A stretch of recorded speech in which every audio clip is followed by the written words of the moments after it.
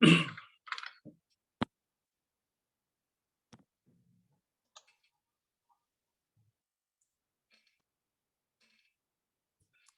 everyone, how are you? Hope you're well.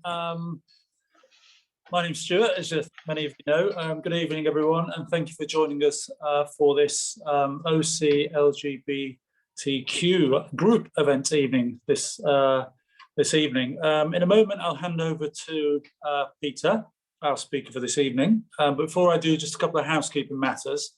The audience can't see one another this evening, but we're joined by a range of people, either from the OC community, members of the Highgate pupil body, or our partner schools as well.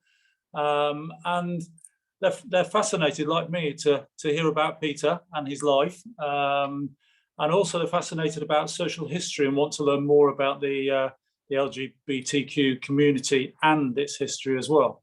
But that's enough from me. Apart from, if you have a question, can you please put it in the Q&A box at the bottom of your screen, and we'll answer as many as we can after Peter has regaled us with tales for about 12, I think, or 15 minutes or something like that. Okay, but now over to Peter, who's now going to speak. He's got the floor. And I'm going to indulge myself, if I may, Peter, and I'm going to kick things off with a question. Basically, to kick off, to you, how do you think things may have been different for you if you'd have come out today rather than in the 1970s? Well, the big obvious difference is that there is so much in the way of role models around. Now, by role model, I don't necessarily mean something that's entirely positive, but what I do mean is living, breathing, recognizable LGBT people in all their glory and misery, that you can find a lot of people around to identify with, to argue with, who will either point you in the right direction or say to you, no, that's the wrong direction to go. There are signposts. When I was coming out, there were no signposts at all. Anything on television, if ever you saw, say, a gay man on television, he was always in silhouette. You never saw his face, and it was always anonymously when they were talked. And homosexuality was always seen as a problem of some kind, or a sin, or a crime, and that is all you had. There was nothing on television or in the cinema. Very little. Well, I won't say nothing. Whenever there was a play with a gay character, it always ended in that character, gay or lesbian, always ended in that character committing suicide. So you had absolutely nothing to go on. You had to work it out all yourself. Now, I was at Highgate up until 1967, and I went up in 1968. And I spent the first 3 years as an undergraduate just trying to define myself by what I wasn't really. I met gay people and I didn't like what I saw, and therefore I couldn't be gay. At my college, there was a man called Douglas McDougall who had a plum velvet suit, who was very flamboyant, utterly archetypal, limp-wristed person, and I wasn't like him. At college, at school, there had been a boy whose name I won't mention, but who was, looking back on it, certainly exhibited paedophile tendencies, and always hung around with boys much younger than he was. Who was also somebody who pinched arms, pinched bottoms and things like that. I wasn't like him, so I couldn't possibly be gay. When I went on hitchhiking in Italy, I was picked up by somebody who indicated in mime that they wanted me to do something to them. I thought they were offering me an ice cream, but and the man I was traveling with in the back said, no, don't say yes, don't say yes. And that again, I wasn't that. So it was all about negativity. I couldn't be gay because everything around me was negative. And I came out very precisely on October I think it was about the 14th of October, 1971, when I was standing on a staircase. When you're a student at Oxford, you spend a lot of time on Saturday nights going around trying to find a party to go to, because usually you weren't invited to one, so you gate crashed. And I was standing on the steps of Hertford College, going up to the second floor where somebody was having a party. And ahead of me in this queue, there was a man wearing a Gay Liberation Front badge. And I was just gobsmacked by this, because here was somebody who was flaunting what I had been so desperately trying to hide and felt so conflicted about. So of course I bent his ear. I got talking to him in the queue, ruined his party for him because I told him a story of my life all evening. And at the end of it, because I'd just got that weight of guilt and that weight of repression off my shoulders, it changed my life almost immediately. I mean, I came out within the next week or so to all my friends and acquaintances. And I came out to my parents at the Christmas after, which was not very well received at all. And then we looked around to see what can we do. And again, there were no services at all for people. Everything was, I don't know if this was a word everybody's familiar with, heteronormative. Just, it was assumed that everybody was heterosexual and services were for heterosexual people. And if you rang the Samaritans, for example, you assumed that the person you were talking to was going to be heterosexual. And there was nothing. And so I very quickly, before I'd really had a chance to explore in any kind of practical way my own sexuality and to form friendships with other gay people, I actually started being an activist almost immediately, because there was nothing around. There was one gay pub in Oxford called the Red Lion, which had one bar which was supposedly gay. And one evening I screwed up my courage to go in there and stuff. And right at the end of the evening, I finally decided I can go in, because if I don't now, I'm never going to. And I went in and I was so disappointed because everybody looked similar and you couldn't tell who the heterosexuals were and who the homosexuals were. So I was no further forward than before. So we advertised by putting an ad in and a thing called Daily Information, which was, as it implies, as a broadsheet which had lots of information about events. You know, would you like to be part of a gay group? Come to a meeting at the Osney Arms. And so we did this, and about 40 people turned up. And yes, there was this huge hunger for something to happen. And it wasn't about finding sex. It was about relationships. It was about friendships. It was about forming an identity. And so out of that, we got two things. We got a switchboard. We had the first switchboard in the country in Oxford, where people could ring knowing that they were going to be talking to lesbian, gay, bisexual, not so much trans in those days, because it really wasn't so much an issue. Trans was very much seen as a heterosexual issue in an odd way at that time. You could be sure of that, and you could answer the questions and stuff. And the other question that follows from that, if people are coming out, what are they coming out to? Always, this is the question. Are you coming out to a predatory scene, a commercial scene like we used to have in London, where everything is defined by looks and who is the latest, hate the word, chicken, we used to call them, the young people coming out on the scene? And do you want to just bring people out into a situation where they are likely to be exploited in one form or another? Or do you want to bring them out into a situation where you can mentor people, where you can introduce them around, you can talk politics to them as well? So we started on from that weekly discos as well, which also financed the switchboard. We started holding tea parties, which people came along to and could make friends at in a kind of non-threatening environment.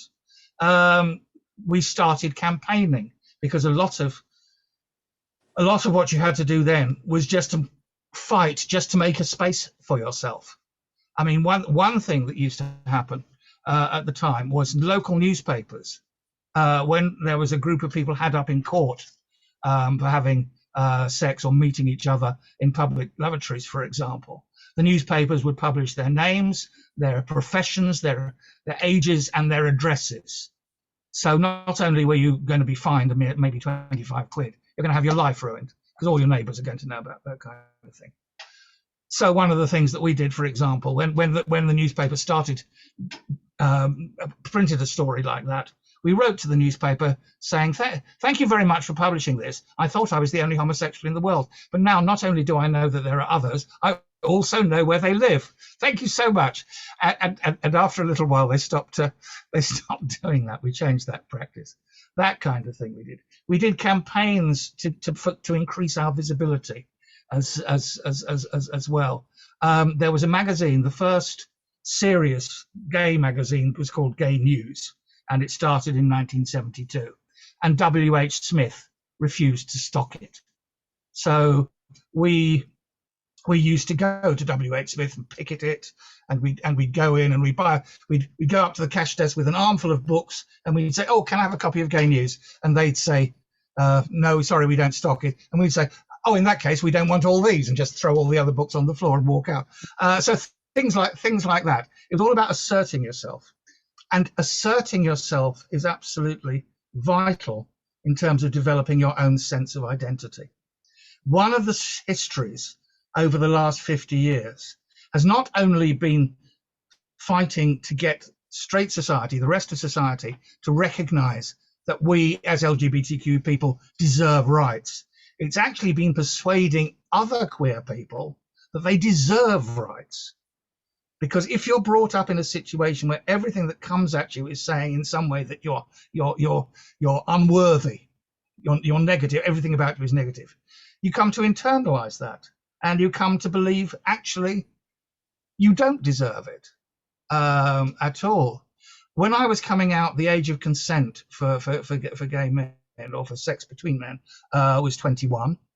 And there were various surveys of LGBT people. And about 60% of them believed that was right, that there should be a discrimination between straight and gay. And about half the rest of them believe that it should be 18 instead of 16 as well. So this is the kind of attitude that we were up against. I mentioned the idea of assertion as a way of establishing who you are, and political activity as part of that assertion as well. The other thing was there were no positive images in any of the media. On television, I mentioned documentaries with people in silhouette and so on. A little bit later, we started getting people like comedians like Dick Emery, Larry Grayson, John Inman. "Oh, you are awful, but I like you." All this kind of very camp, in a quite negative way, a quite asexual negative way, gay figures of fun. And there was nowhere where you could go and see an image which might remotely be you. The first positive image I can remember seeing it was in a film called Sunday Bloody Sunday, which has been on television recently, which I think is made in 1972. And by coincidence, I was directing a play at the Oxford Playhouse at the same time. The film came out during rehearsal, and the film actually was about exactly the same thing that the play was about. It was about a triangular relationship between a bisexual man who had a relationship with a straight woman and with a gay man as well. And that was the first time that you'd seen real gay people. But on the other hand, it wasn't that the relationships weren't treated equally. You know, we didn't have romance and passion between the two men that we had between the man and the woman. They were fudged in that sense. Unlike our play, I have to say, which was quite controversial.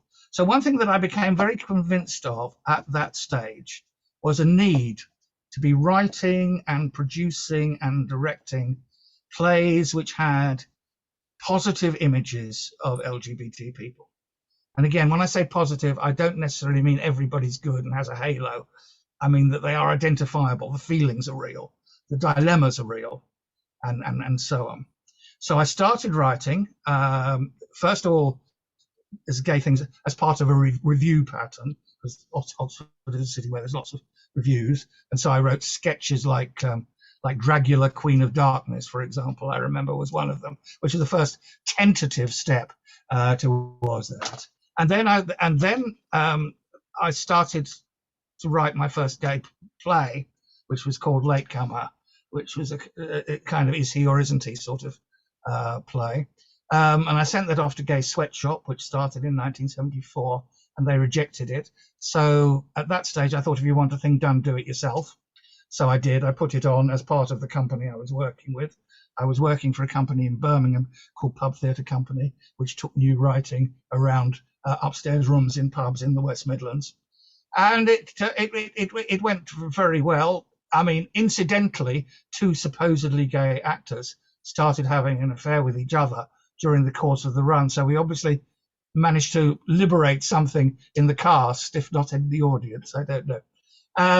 But what was also clear for me was there was something a bit unsatisfactory about doing, I'll use the word gay as a kind of shorthand, gay plays in a straight context. With straight companies and with straight audiences, you tended to have to explain things more. For theatre, you need a situation where you can feel relaxed and confident in what you are doing. And essentially what we were doing was combative because of that, and it was not what we should be doing. So going from that, I started my first gay company, which was called 1 in 10 Theatre, which was in Birmingham. We had a gay centre in Birmingham. Again, they used the word gay centre, they didn't say LGBTQ, I'm afraid.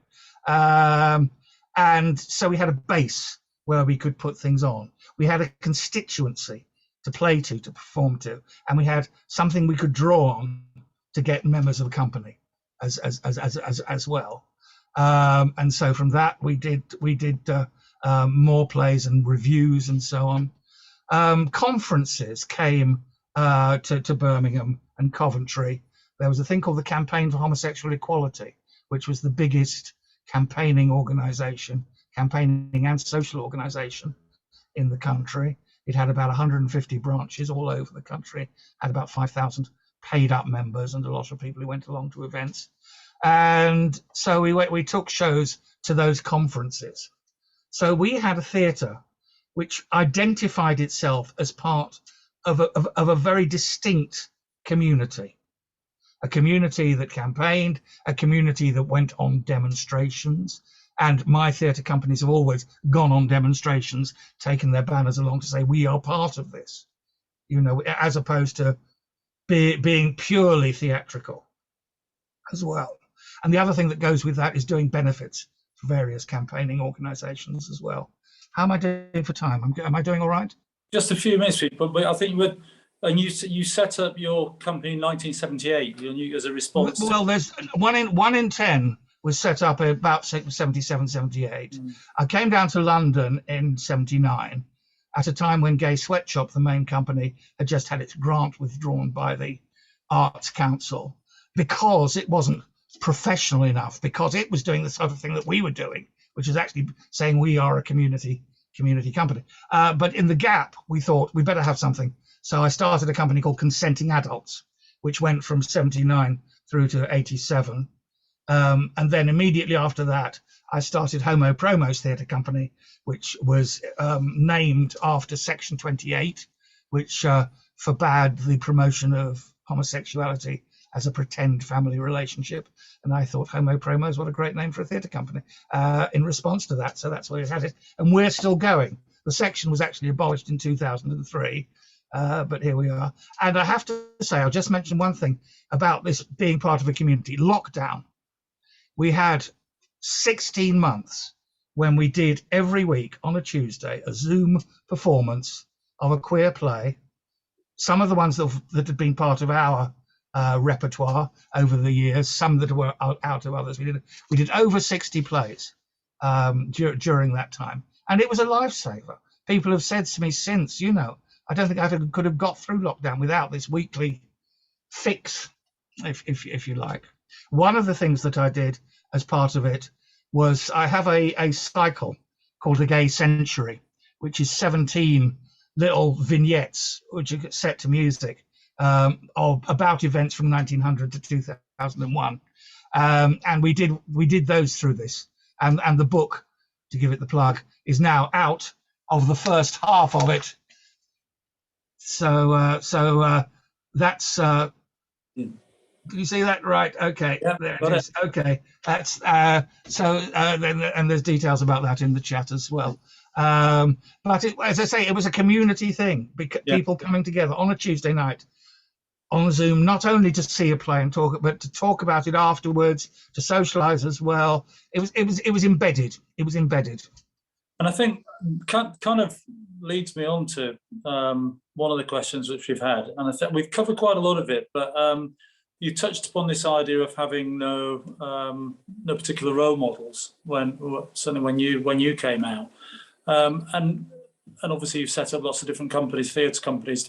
Do you think that the arts have played a really, really important role in telling stories and empowering people from marginalised groups? Do you think how important do you think it's been? I think it's been absolutely crucial, and I think particularly if you think of the word arts in a very, very broad context as well. Let's say at the top end, as it were, the West End of arts, we have we have plays that are like Bent, My Night with Reg, a whole series of plays about LGBT relations, Sarah Daniels at the Royal Court. But below that, we've got a whole lot of community activity of the kind that I've described. And there are LGBTQ groups now performing. There's an older people's theatre group, for example, which I have contact with, where people in their 70s and 80s are making cabaret, telling stories, talking about their lives on stage. They did a show last year at the Albany in Deptford, and there are companies like that all over the country. Little companies, maybe half a dozen people, no money, no support hardly, maybe for the odd one-off production. There's a group attached to History Month in the Schools Out movement that organises a lot for History Month, and they've got a resident dramatist, and he's got a theatre group that is based in Burnley, in Greater Manchester, and they do shows every year about their history and stuff. They did a play about a lesbian bus conductor who was sacked for wearing a badge, for example, and her fight to get reinstated and so on. There's a whole load of stuff out there on that kind of level, and I think that's really important. We have now lots and lots of singers who are coming out as bisexual, gay, lesbian, trans, whatever, and the influence of that is really important. And most of all, television. Now we've got it. It is. I hate the word normalized because I really don't think I want to be normal, but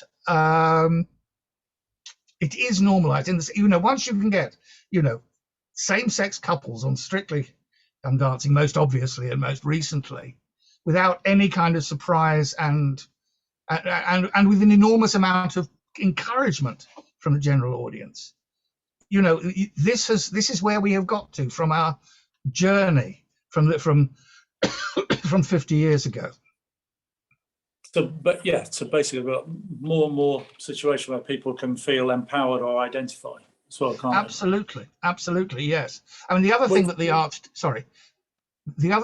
arts do, if we can draw a distinction between theatre and drama, I mean, to me, theatre is a completed piece of work that you present to an audience. Drama is what you use to explore your feelings. And all the theatre groups I've had until recently have had workshops going on in tandem with productions as well. And those workshops are just so important for people to have the space to explore their feelings in a safe space, to act them out. And acting out is and bringing things up into the open like that, again, is an extremely empowering thing. Share rather than internalize, isn't it, potentially? Yes. Yeah. Which kind of leads me, we've got a question here from Mark, which I suppose is linked, definitely. So Mark says, I've always been more interested about the idea of taking in than coming out. Mark says he's been out for years, but still struggles with how particularly so-called liberal people take in the experience of difference, mostly denied, we're all the same as long as there is acceptance, Mark says. So he finds liberalism more of a challenge than direct homophobia. And what does it require for liberals to take in? Do we think it's important for self-definition or identity? I think, sorry, yes. No, carry on. Sorry, Mark, yes, that's a very interesting, intelligent question. Thank you. I think it is important that we celebrate difference and that we assert difference. And again, I do feel the arts are one of the most powerful places that you can do it with, whether it's novels, plays, films, because that's the only way you can share experience, I think, with someone. Telling somebody what your experience isn't going to hack it. But if you dramatize it in some way with images, with music to enhance it, all those kind of things, you're on a better wicket, shall we say? But I'd also like to turn that around, because I think it's not only liberal views of LGBT people, it's LGBT people's views of each other as well. And as somebody who is now in their 70s, there is a huge amount of ageism within the LGBT community. And because my experience of 50 years ago, and indeed my mindset, which was formed 50 years ago, is very different from the much more diverse mindset, shall we say, which is cultivated now. I mean, we didn't have, 30 different terms to describe your sexuality. I mean, you were straight or you were gay when I first came out. Gay assumed to be including women, because lesbians didn't call themselves lesbian. Lesbian was a dirty word in 1971, 72. You called yourself a gay woman. And to go from that and to then get the bisexuality element added, and then the trans element, and gradually we've expanded that. But I think there is one of the effects of that is to make it more difficult to identify with other sections of the LGBT community. And there's still a lot of racism within the LGBT community as well. I was at a program, a film program on Monday, and one of the films that they were showing was a film about Roma.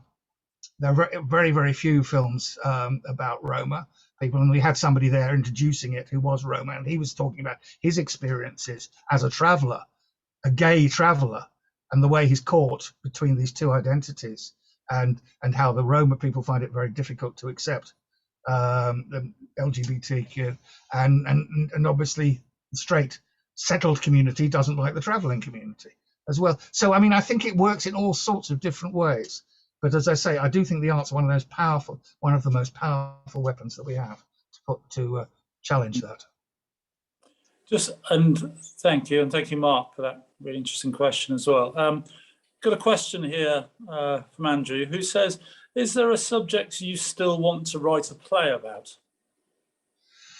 Now, the subject I always want to write a play about is the one that I'm working on at the moment. And I don't even know if this could be, we always tend to use the word gay play. It's a gay play, whatever, whether it's lesbian or whatever. And I suppose because I'm a man, it's permissible for me to just talk about gay plays. I'm not sure if this one is a gay play. I do find as I get older, because I just don't know nearly so much about the current feelings and experiences of younger LGBT people, I almost feel that I need to leave them to write it for themselves, because actually that's if I write it, it's not going to have the same effect as if you write it. So I go back into history. Most of my material is in history, and I write more about my family. And I'm writing a play at the moment about well, it's based on the experience of an uncle of mine who was imprisoned in a Japanese prisoner of war camp during the war, and he had a stroke, a very severe stroke, and he couldn't make himself understood. And because I lived nearest, I was the person who was going into hospital and trying to deal with that and deal with all the practical things as well. Now that's the basis from which the thing comes. But what the play is about, the character, the central character in it, this old, now old man who's in hospital with his stroke. It turns out, this is not a biographical. It turns out that part of his experience in Japanese prisoner of war camp was that he was castrated, which was not a common punishment, but it certainly happened, right? And also, I have given what I'll call my character, but although it's not really me, the one who's trying to deal with this guy. It turns out that he has a trans partner, and the combination of people who undergo surgery in a voluntary sense and somebody who's actually had that meted to them as a punishment. What does it mean? I mean, I've only just started writing this. I have no idea yet where this play is going to lead, but just as an idea, as a juxtaposition, that seems to me like really, really interesting. Yeah. So yeah, anyway, that's what I want to write at the moment.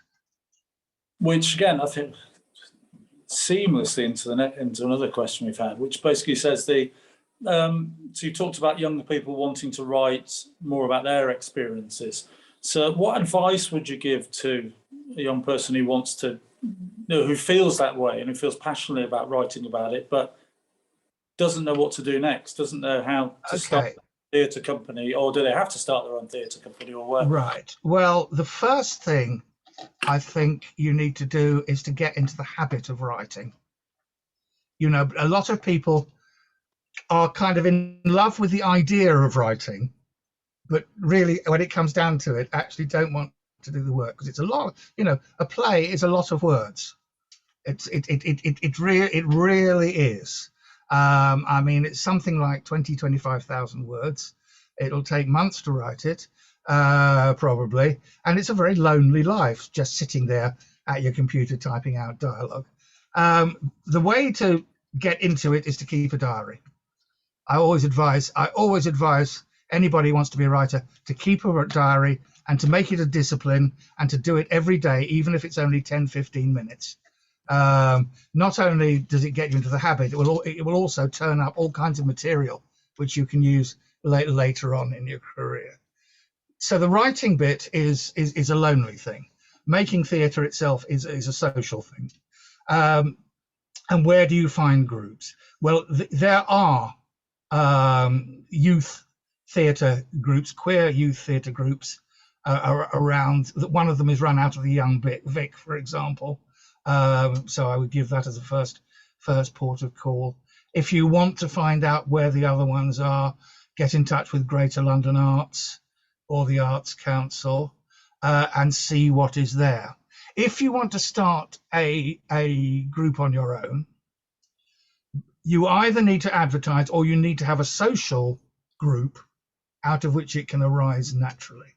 If you've got a group of friends who are all interested in this kind of area and want to do it together, it will give you far more support and it's a good working basis. Otherwise, what you have to do is you have to put an ad in Facebook. Oh, actually, no, nobody uses Facebook anymore, do you? I'm out of date. Instagram, TikTok, whatever, and just invite people to join you. The second thing is you need somewhere to meet as well. And when I started, it was actually very easy to find places to meet.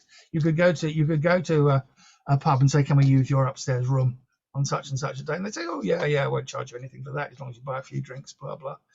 These days, it's all very much more commercialized. Even my local community centre down the road is charging £20 an hour for a room. Now, if you're starting out with a theatre group, an evening, 60 quid.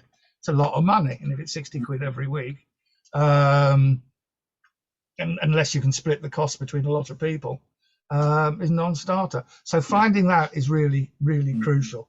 And again, I think it's a matter of going along to the right advice organisations. Do you know an organisation called Mosaic Youth, for example? Is that one that anybody's familiar with? Mosaic Youth is a youth organisation for people from about 12 years old upwards. It's all about helping people to come out. It's all about helping people to get confidence, and it's also about activities together. Now, somewhere like that will also be able probably to point you in direction, because you don't need that much to start. You just need a space. Yeah. In the summer, you can do it outdoors. I mean, when I first started my first theatre group, we used to do it on Balsall Heath Common at the first meetings to get us started. Peter, I'm just going to switch if that's okay. We've got just a question that's just come in. It's a bit of a shift here, but you spoke about your experience and the way that you and friends wanted to campaign against particular organisations as well at the time.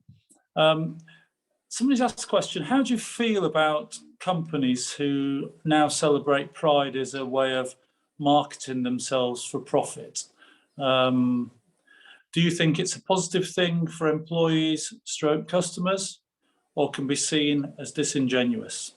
That's a question. The answer to that is both. I mean, I have no idea that queer people have gone from being a movement to being a market, very, very, very definitely. And no doubt companies do want to exploit that. I think you have to judge the company. I mean, well, let's take a step back. The reason that Pride needs the kind of sponsorship that it needs is because the costs have rocketed out of all proportion, ridiculously. I mean, the demands to pay for policing, for example, it costs £100,000 to do that. Westminster City Council charges for cleaning up the litter afterwards. Never used to do that. So Pride has actually been pushed into a space where it actually needs more and more money to keep going. Now, there was an alternative Pride this summer, which went up to Hyde Park in this tradition of the old Pride. It wasn't accessible. There were no toilets on the way. There were no sort of buses for disabled people who wanted to take part in it. And there are certain things that you actually do need money for. And the question is, where are you going to get that money? It used to be that Pride was financed by the punters, the marchers. Mm-hmm. There were buckets all along the way, and they raised enough to finance the whole thing. There was very, very little sponsorship as a percentage. I think my solution to this is nobody has a monopoly on Pride. It's not copyright. There's no trademark. Anybody can organise any Pride that they want. And I think what's going to happen is that we're going to go back to doing a lot more local Prides, which has sort of happened with all the Pride events that happen outside London as well. I mean, the bigger ones are very commercial. Brighton and Manchester are just as guilty as London Pride of that kind of involvement with capitalist firms. But I think what's going to happen is the smaller Prides are going to come out. There's going to be much more emphasis on a local event, picnics, whatever.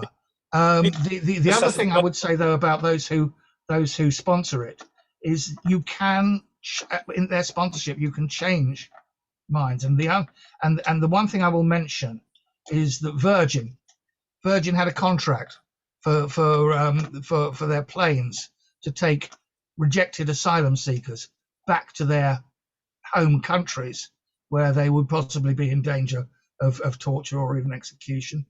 And they also sponsored Pride, and there was a huge uproar about that. And as a result of that, Virgin actually stopped doing that job with their planes for the British government. They said, no, we don't want this contract. So it can work in the other way as well. But I think local and small is going to be the future. Yeah.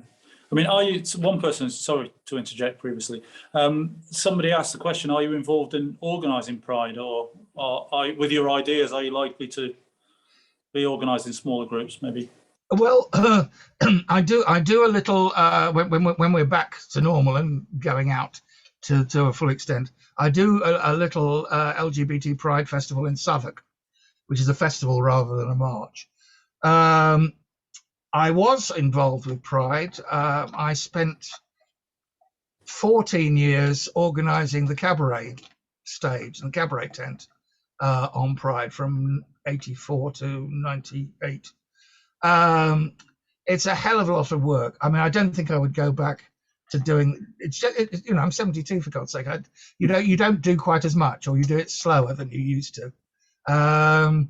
So probably not at that extent. But I mean, I was until quite recently on the board of the community committee that represented the sort of underrepresented groups and gave feedback to the main Pride committee. Everybody from that resigned about a year ago because of the board consistently ignoring our advice, and we felt that they were very poor on minority rights within the community. Pride is in the process of reorganisation at the moment. Not sure what's going to come back, but certainly I would be interested in sort of sitting on some kind of board as an older person's representative, and I would hope to actually be able to influence it to going back to something a little bit more communitarian as well. Interesting. On that point of community, Peter, somebody again has just written in and said that with further to your points about finding a kind of sober space to write in as well, somebody's just said that there is actually a pop-up LGBTQ community centre opening up in London in December for anyone who's keen to meet others in a sober space. That's interesting. Can we get the details of that and send it out with any email? It would be nice. Yes, if the person either wants to write it in the chat box or can email us at the OC office, and we can. Yes. Is that the one that's called Queer Space? Don't know. Because I've had an email today about a new space called Queer Space, which I haven't even had a chance to read yet. But it's that they're talking about coming on stream, like I think February next year. Yeah. As well. So there are places out there, and don't forget good old LGBT switchboard, the switchboard, Queer Switchboard.